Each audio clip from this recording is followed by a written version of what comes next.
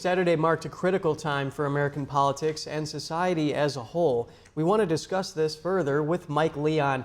He's our contributor and the Director of Policy and Strategy at the Free and Equal Elections Foundation, as well as the host of the Can We Please Talk News Commentary podcast. Mike, thanks for joining us here. How has President Biden shown leadership in the wake of this tragedy in Butler, Pennsylvania? Hey, Kevin, good to see you first and foremost. Thoughts and prayers to obviously those that were affected on Saturday's events.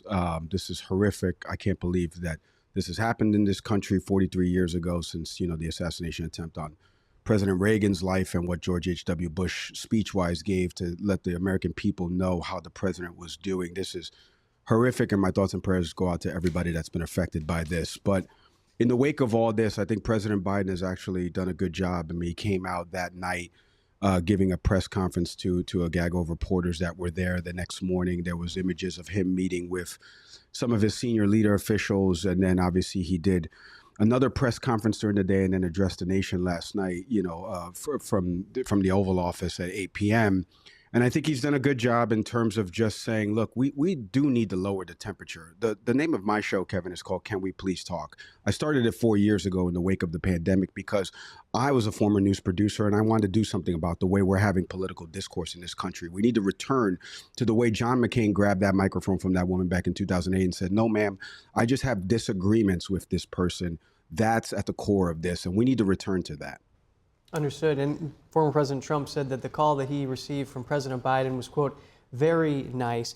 Now, please comment on former President Trump's actions following the assassination attempt, how he stood and addressed his supporters immediately after standing up, and his decision not to delay the RNC despite being wounded.